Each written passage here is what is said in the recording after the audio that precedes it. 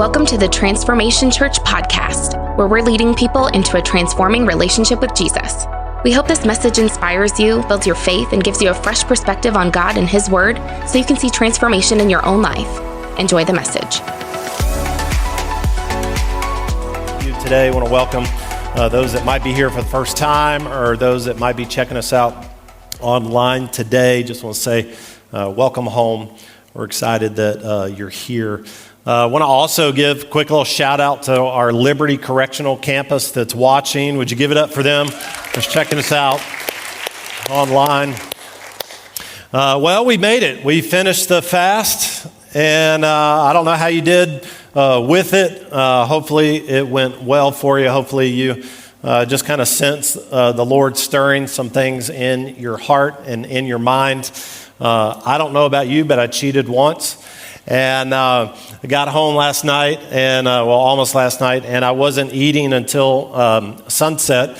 And we had ordered subs after a memorial service and sat down, and I got 4 big bites deep into that sub, and I realized the sun's still out. Oh! But are we thankful for God's grace or what? Yes. Anyway, today we're going to be finishing up our cheat code series. We've been in that for the last month or so.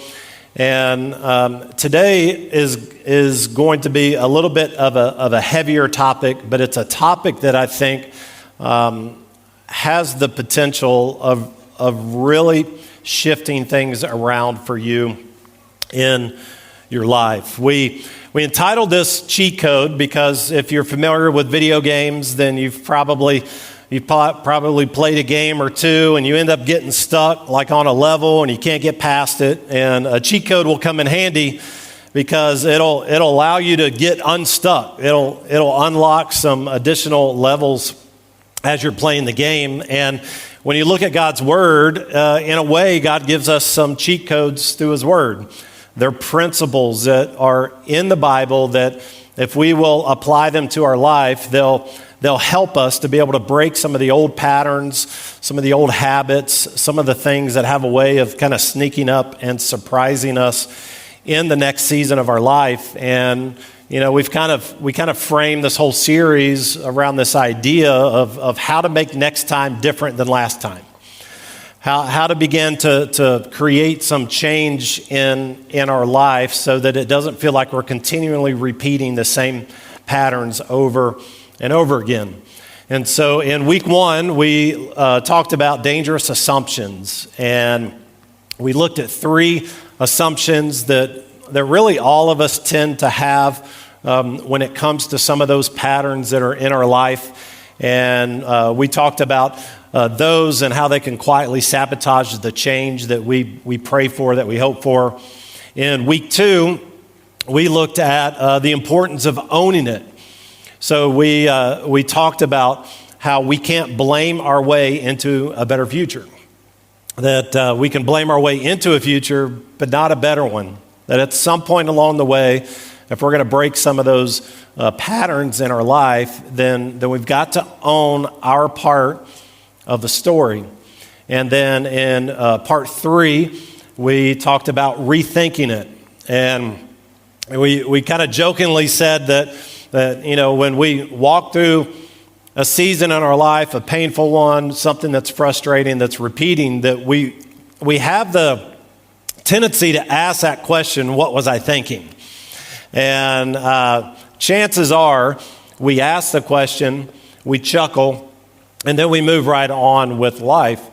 And so we talked about in part 3 the importance of slowing down, asking the question and taking time to process through why we thought what we did, why we did it, and why we keep doing it.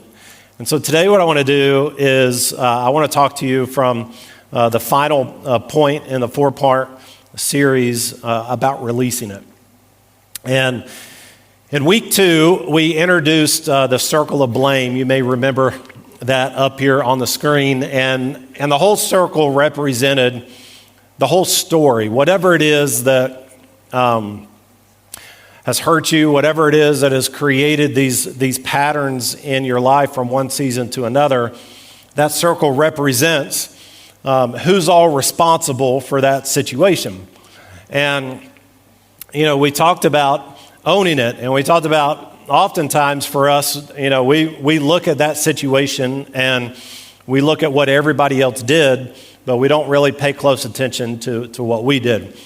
And so that little sliver represents us, because how many know it's never our fault, right? We'll own a little bit, but we're not going to own a lot of it. And so that part's us. But the black part, that's what they did. That's what they did that caused the marriage not to work out. That's what they did that caused you to lose your job. That's what they did to, cause you to have to navigate some of the things that you've had to navigate. And if we don't deal with that part, then next time always looks like last time. And so today, I want to just kind of dig into this a little bit, kind of more of a conversation than it is a teaching or a message. But I want to dig into this idea of releasing it. And the reason why I feel like this is such a big deal is because when we own it in our life, when we own our part, or fail to own our part, we end up smuggling our issues, right? We talked about that in week 2, our issues into our future. But when we don't deal with their part, then we allow them to smuggle their issues into our future. And so none of us at the end of the day want to live the kind of life that allows other people, right, that have caused all the pain and the disappointment in our life to have influence over our future. And so the only way that we can move on, the only way that we can keep that from happening is by releasing it. It's by dealing with what happened in the situation that we view as their part. Have you ever met somebody that you look at their life and they seem to have it all together? Like their life's not perfect, but they got a pretty good life. Like maybe their marriage is good. If they got kids, their kids for the most part are respectful and behave. They've got a job that they enjoy. It pays them okay, and they enjoy to do it. They don't have a whole lot of drama that follows them everywhere in their life. There's some peace that's there. And then somewhere along the way, you learn their story. And it shocks you. You learn their story and you realize that there's a lot of pain and trauma that's in their story. And you think to yourself, like, I would have never guessed that person would have went through what they went through. I would have never guessed that they had done that at some point in their past. I never would have guessed that they would have experienced that. Like, I don't know if you've ever met anybody that's like that, but it makes you wonder, like, how does somebody go from a story, a past, that is something that's so tragic, something that's so difficult, to a person, to a life that inspires you? Like naturally, we would think that people that inspire us, they're people that had somewhat of an easy life to get to this place. But oftentimes, if you learn the story, you realize that that's not the case. They're not to a place now that they inspire you in a way because they were lucky or because they had a personality that got them there. They're not there because, a period of time has happened from, it's 20 years ago, so they've moved on, or they have some sort of special favor from God that has allowed them to get where they are. No, they're able to get there because at some point in their past, at some point along the way, they decided. They decided. And what did they decide? They decided that their past will remind them, not define them. They made the decision with all the pain and all the stuff that they're still feeling on the inside. They made the decision that those memories will remind them but not define them. Somewhere along the way, all of that pain, all the bad stuff, no matter how bad the situation was, as tempting as it might have been to carry the grudge from whatever that was into a new season, or to play the victim, and every time they tell the story, they're telling the story of what somebody else did, and not owning it themselves, or the motivation to want to get that person back for all they did. At some point along the way, that individual summoned the courage to make the decision that their past would remind them but not define them. If next time has any chance of being different than last time, then you and I have to make the decision in our life to release the past so that our past can release us. We have to release the past, release what has happened to us. And I'm going to speak to that. I'm not talking about you're saying it's okay, but you've got to release the past so that your past that has a grip on your future can release you so that you can step into all that God has for you. Because if you don't, and I'm speaking from experience, if you don't release your past, the regret, the bitterness, the anger, all of the emotions that every time you think about that situation begins to surface, or whatever it is that keeps popping its head up, every time you try to step into a new season, a new situation, a new relationship, it continually pops its head up and knocks you back on your feet, that takes your balance away from you, that those things may not destroy your life, but here's the reality, is they will quietly ruin it. They may not destroy it, but they will quietly ruin it.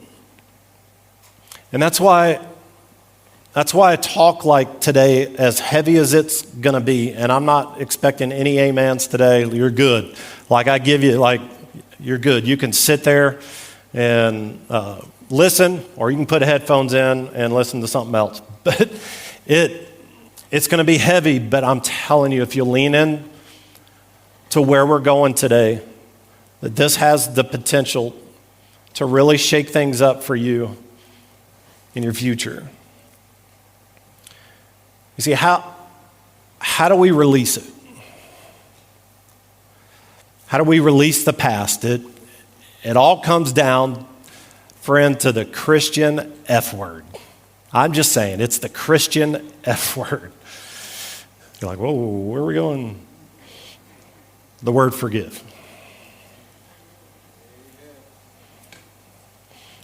Some of you are thinking, okay, I'm going to go use the bathroom and I'm going to slip out to the parking lot.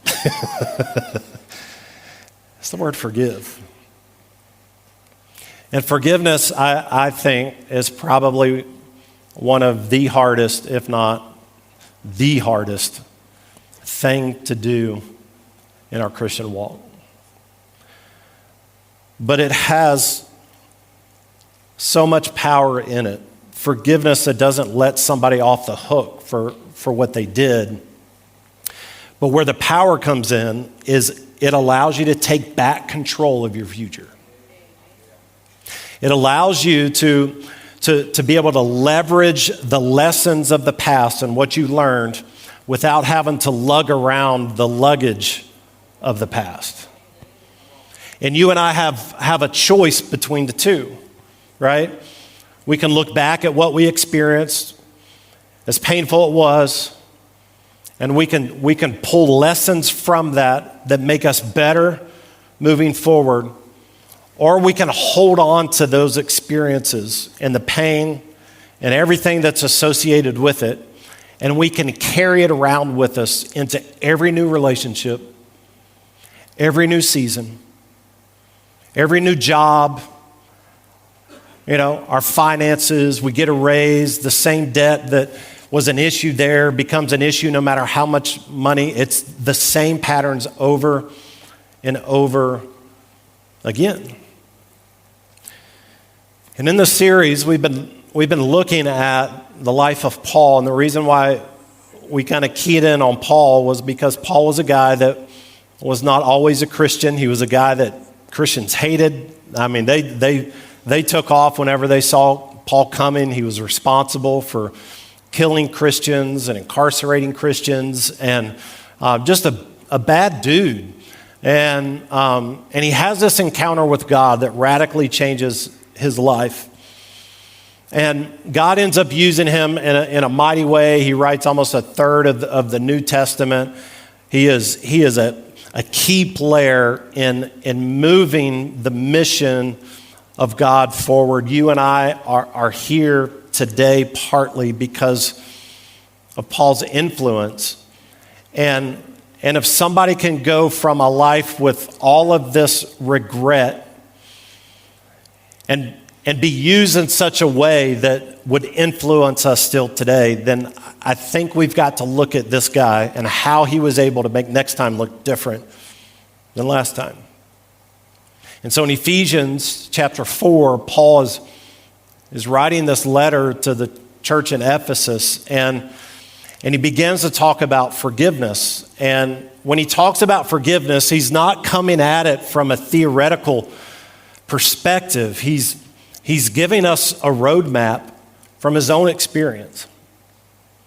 He's trying to help us see how we can let go of some of the past things that are holding us back so that we can regain control of our future. And here's what he says in verse 26. He says that in your anger, which that's what a lot of us feel when things happen to us that we hold on to for a long period of time, in our anger, do not sin. Do not let the sun go down while you are still angry.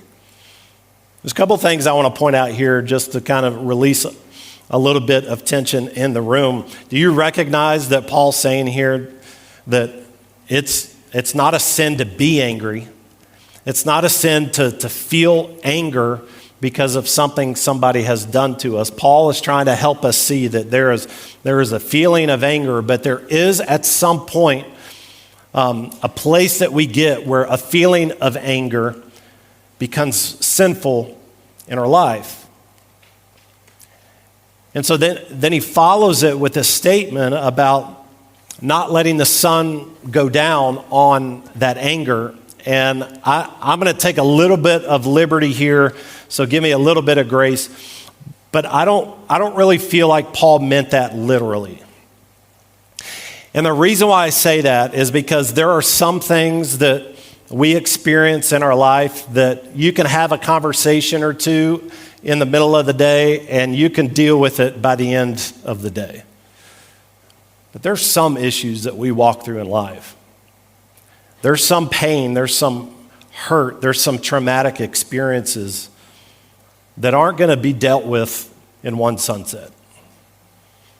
They're not going to be dealt with in two sunsets. But I think what Paul is trying to help us identify here is he's kind of tossing out this idea of how many. Like if somebody's hurt you and it's cut deep, how many sunsets will you allow to continue to go, continuing to hold on to the anger of your past? Paul's telling us here that there is a decision that we have to make if we're going to regain control of our future. And he says in this next verse, he says, and don't give the devil a foothold. This word give means permission. Like he's like, don't just give the devil permission to have a foothold in your life and in your future. And that word foothold is interesting because in the Greek, it means a base of operations. Paul's saying here, like, don't let the enemy, don't let the person that has hurt you, don't let them set up camp in your heart and in your emotions and in your spirit. Don't allow them to have ongoing influence in your life. And this is a big deal. It's a big deal because a foothold gives them permission to have continued influence in our life. Think about it like this.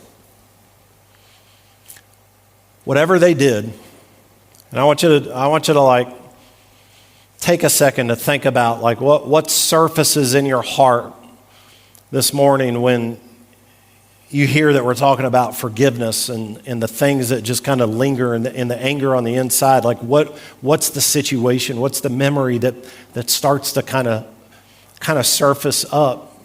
And I want you to think about this. They hurt you. They hurt you once. And here we are, months later, a year later, 5 years later, 10 years, 30 years, 50 years later. And what they did to you is still influencing the way that you think. It's influencing the way that you react, like fathers.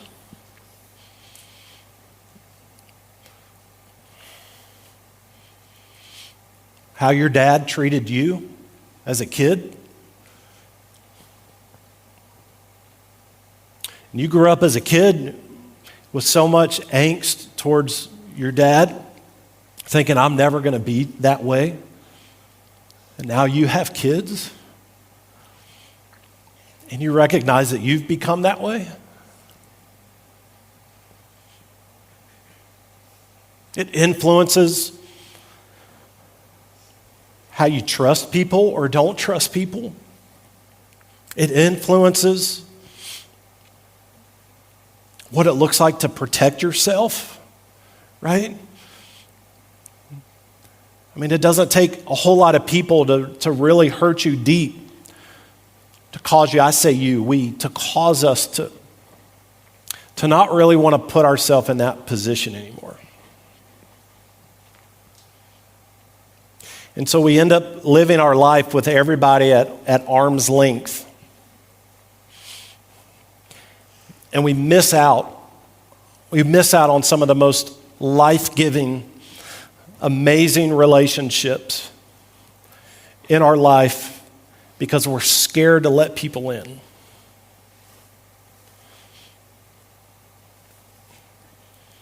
Those are footholds. Those are footholds that are in our life and in our heart that because we've not gotten to a place where we can release it and forgive, now they're impacting our future. They're impacting the people that we genuinely love and care about the most. And maybe you've asked the question, I know I have at different seasons in my life, like, why do I keep doing this? Why do I keep hurting the people that I care about?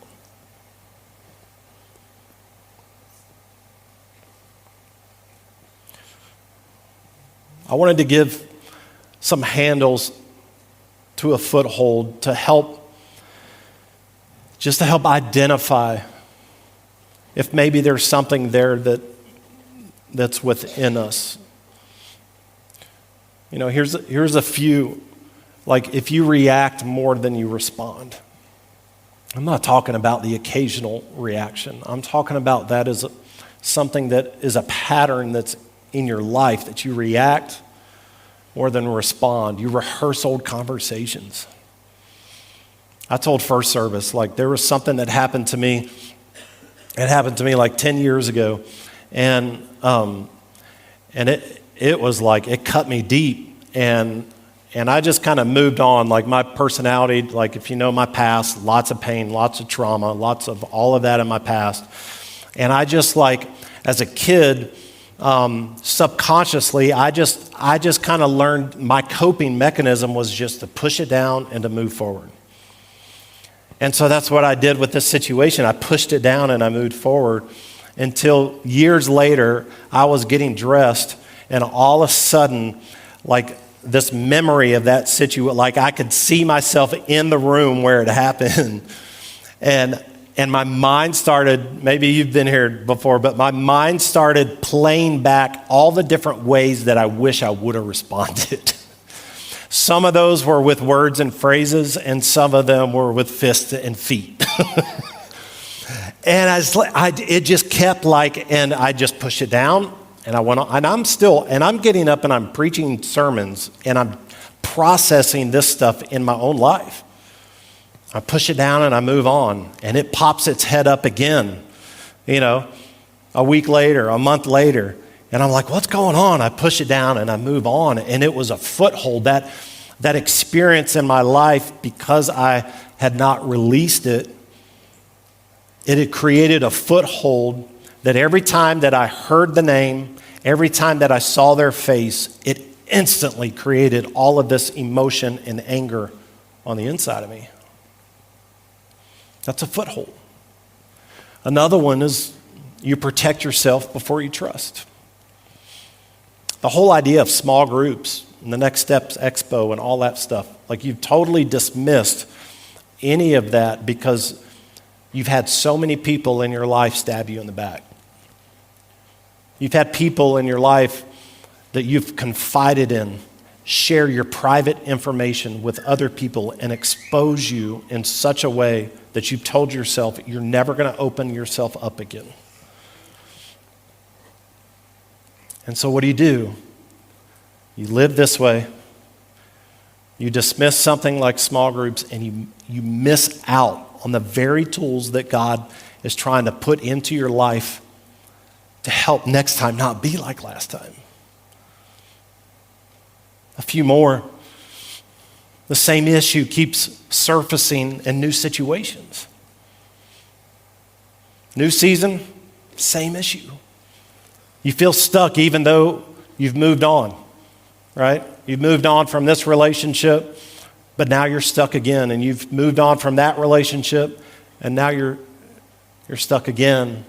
This one's the best one out of all of them. Their hardship brings satisfaction. Like, has anybody been cut so much that you're like, man, you take a little bit of pleasure watching them go bankrupt, right? You take a little bit of pressure watching their marriage not work out. Like, I've been there. Like, it's a foothold. It's a foothold that has been created in our life. And friend, if we don't deal with that, like, hear my heart, if you don't deal with that, and it doesn't matter what your dreams are for the future. It doesn't matter what you plan to happen. It doesn't matter what you hope for. That you're giving the enemy and you're giving those individuals influence, not just in your past, but in your future, in the way that you think, you trust, you react.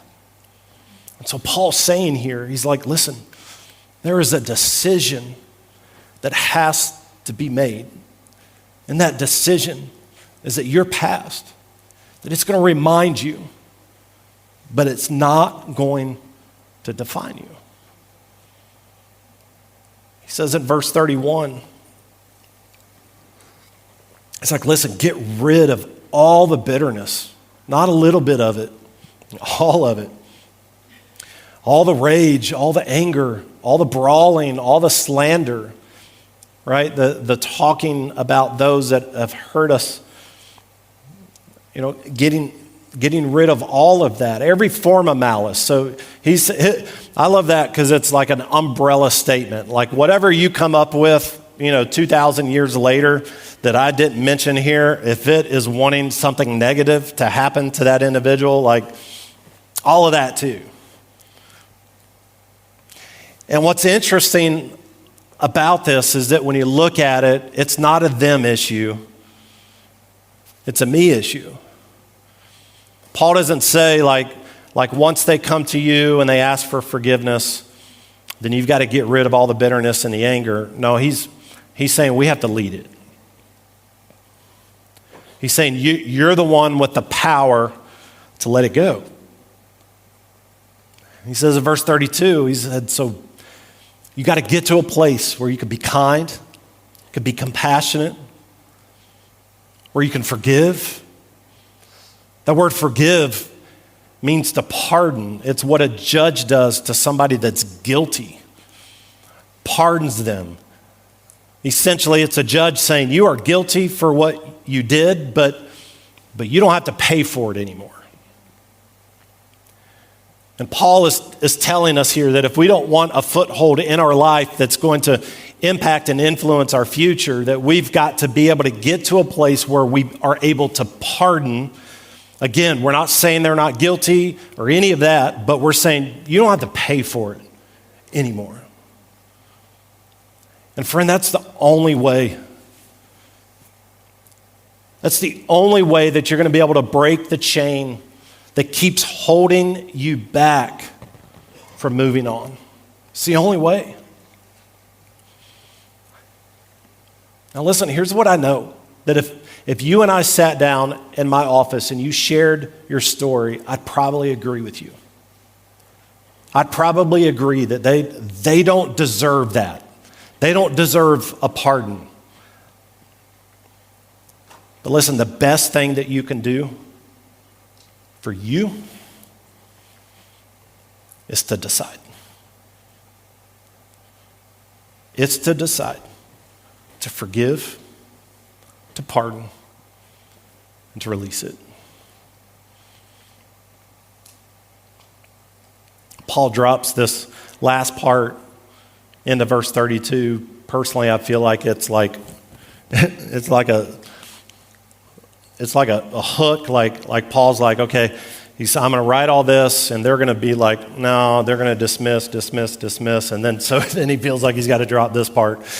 Just as Christ, God forgave you. Oh, you had to do that, didn't you, Paul? Like, that's like telling somebody God said, right? It's like, how do you argue with somebody that says God said? And Paul's like, just as Christ, God forgave you. He's like, listen, I know it's going to be hard. I know you probably have every right to hold on to the anger that you have. But he said, listen, God had to make a decision too. And his decision was to pardon you. Therefore, as a Christ follower, we have to make a decision to pardon them if we want to move forward. So I want to give you just real quick, I want to give you kind of four steps, four things to think about, to consider. And I would encourage you to write these down, or you can tap the dot. They're on the tap dot. First one is this: decide, don't feel. If you're gonna get rid of the foothold that's in your life around that situation, you have to decide, not feel. And this is why I say that forgiveness is not a feeling. If you wait until you feel like forgiving that person, you're never going to get there. Ever going to get there. Forgiveness is a decision. And here's what you're deciding. You don't owe me anymore.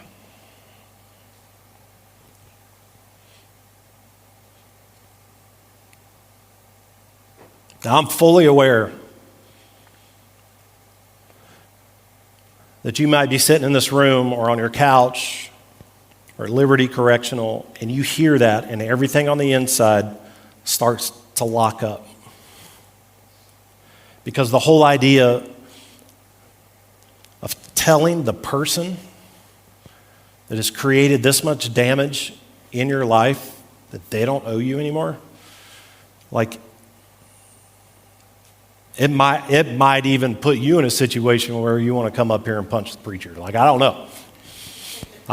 It's a high stage, so I'll have a little bit of time to run away if you do. But listen, is it worth it? Is your future, or the lack thereof, worth allowing that person to have continued influence over it? You got to decide. The second thing is, my challenge to you, go first. Go first so that you can go on. Like, haven't you been in this season long enough? Haven't you been here long enough?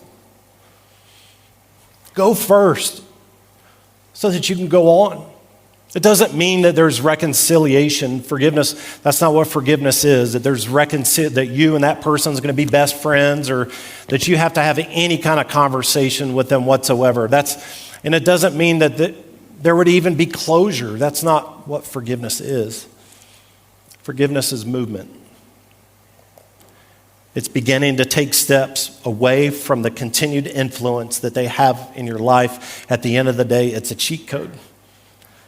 It's a cheat code to make sure that next time is different than last time. Because, friend, if you wait, hear me, if you wait for them to apologize,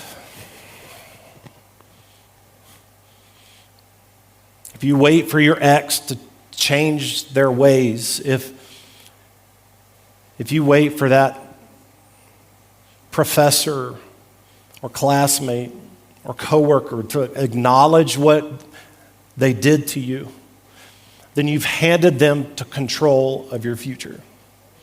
It's no longer in your hands, it's in theirs. So go first. Go first so that you can go on. The third one, this is very practical, but it's a big deal. You've got to name the debt. This is a private thing between you and God. It's not something you do publicly, but you've got to name your debt. And here's the reason why you've got to name it, is you can't release what you won't name. That's why some of you say that you have forgiven them, but it keeps popping its head up over and over again. It's because you've forgiven them generally, but you've not taken the time to think about, what did they take from you? Like, what do they owe you? Did they rob you of time? Did they rob you of your reputation? Did they rob you of your childhood?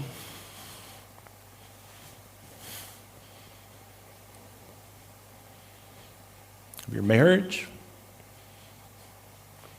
Money? Business?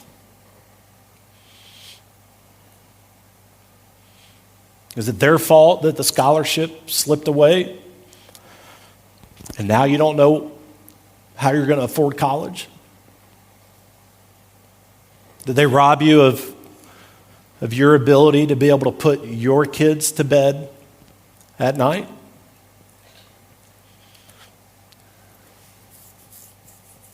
Is it the graduation or the graduation party that you never got to experience? The missed out relationships with your mom or dad?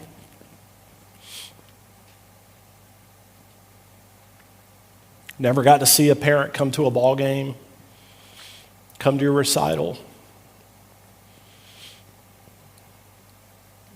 Maybe there's some parents here today that they robbed you of a child.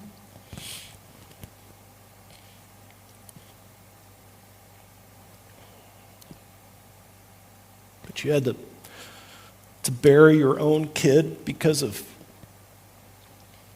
what they did. Your hope for the future.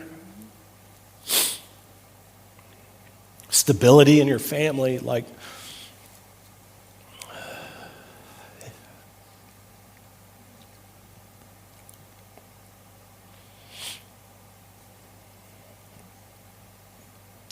I know it's painful. I know sometimes that holding on to that pain feels like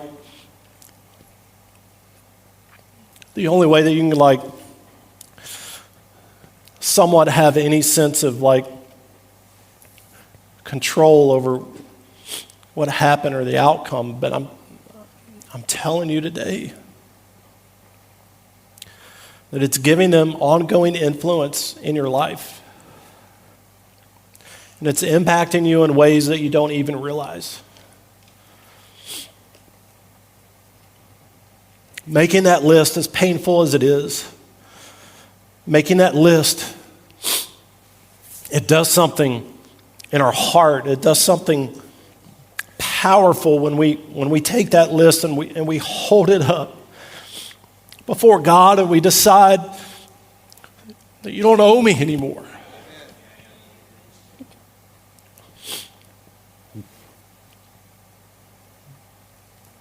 I mean, think about it.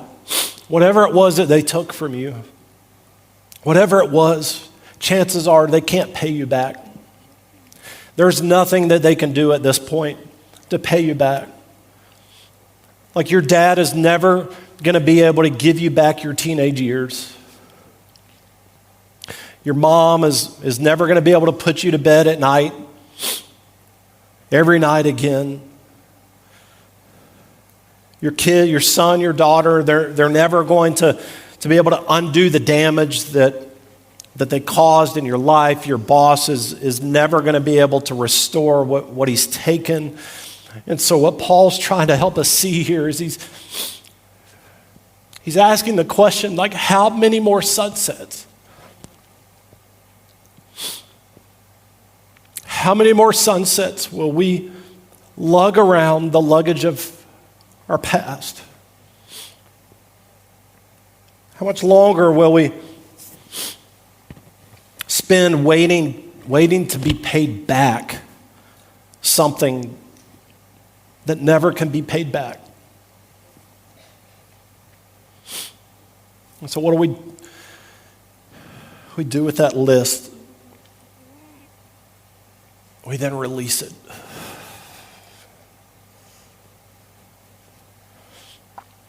We have to release it to God. Friend, God did not design you to carry the weight of unforgiveness in your life. You're not built for that. And because you're not built for that, the longer you carry, the more it drags you down. The more it weighs you, the more it influences you in a negative way.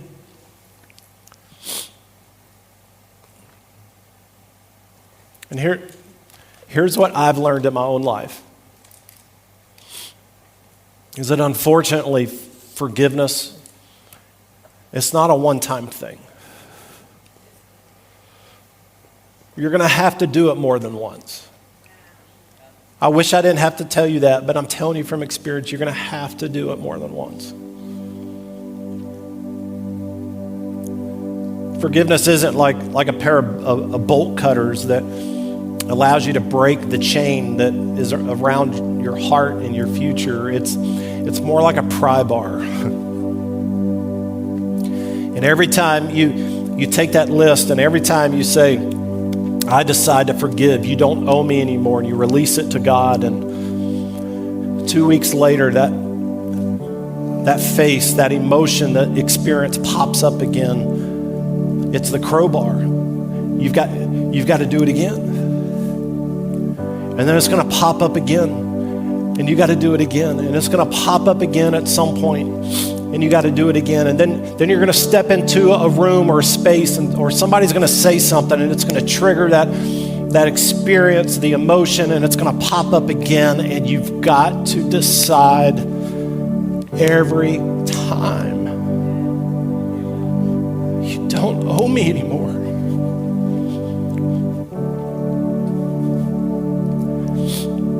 Friend, at some point,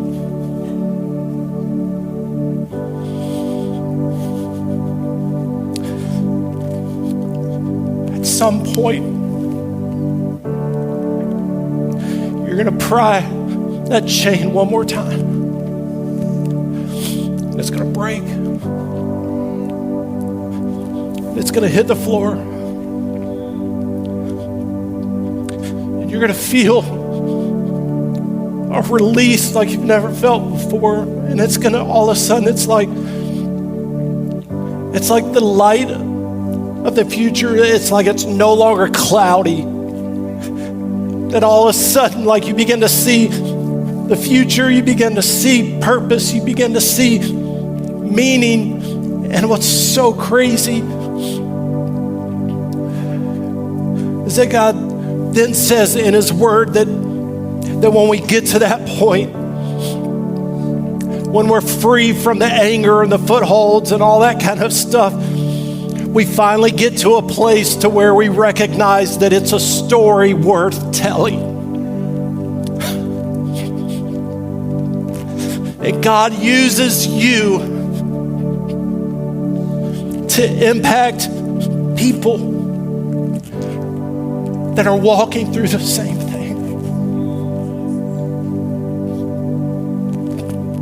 That at some point you get to the place that there's so much inner healing on the inside that it doesn't hurt to talk about it anymore. Because it's not luggage that you're carrying around, but it's a lesson. And it's a lesson that you're willing to invest in others.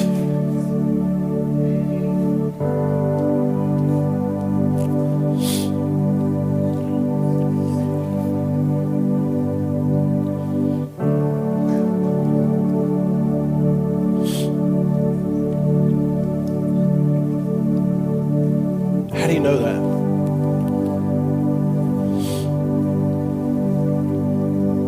How do you know that, Ryan? Because I've lived it.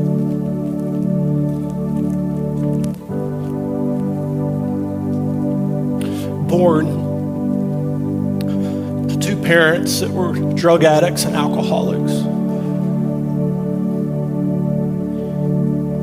Got divorced when I was a kid.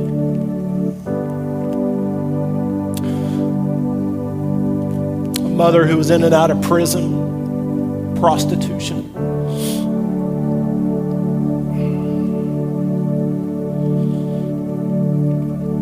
I remember the thoughts. The thoughts that there my mom goes again, choosing drugs, not me. I remember I didn't grow up in church.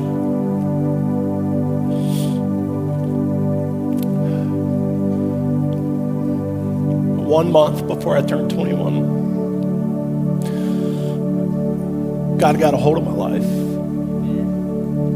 And it didn't fix it. It just started the journey.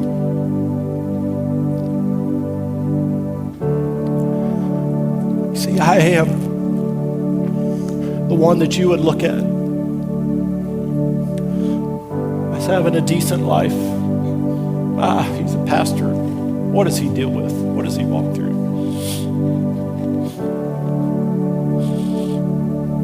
How was I able to go from all that pain and all that trauma into a life that's willing to talk about it and to dedicate my entire life? Here was the call that God gave me in February of 1997. I'm so off script right now, but we're going. Hey, by the time we get to the restaurant, they'll be gone. 1997 in February. Staying in the back of the room. I'd been saved for a month. And I'm in the back of the room, and it's some massive conference, and there's like 15,000 youth and young adults, and the lights are down and worship's going, and I'm in the back and I'm worshiping. And I'm gazing across the back of the heads of all of these teenagers and young adults and these people. And the Lord simply just, like an impression on my heart, like I don't know, it wasn't audible, but I just, when God speaks, like you just, like there's sometimes you just know, and he speaks, and he said, Ryan, this is how simple it was. Ryan, I want to use you so that other people don't have to go through what you went through. That was it.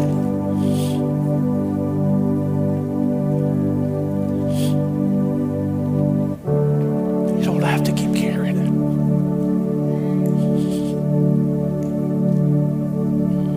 It doesn't have to define you anymore.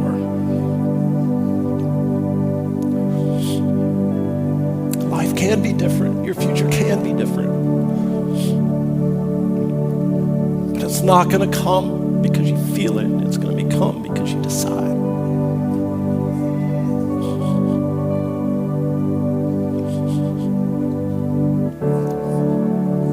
Every head bowed, eye closed. I want you to, in this moment, you just ask the Holy Spirit, what are you speaking to me right now? What are you saying? Maybe he's putting his finger on an experience. Maybe he's bringing a face. It's none of my business. I don't know what it is. It's between you and God. Just a vessel saying that whatever that is, you have two choices. Continue to hold on to it and let it continue to influence your life, or start the process of releasing it so that you can experience his abundant life.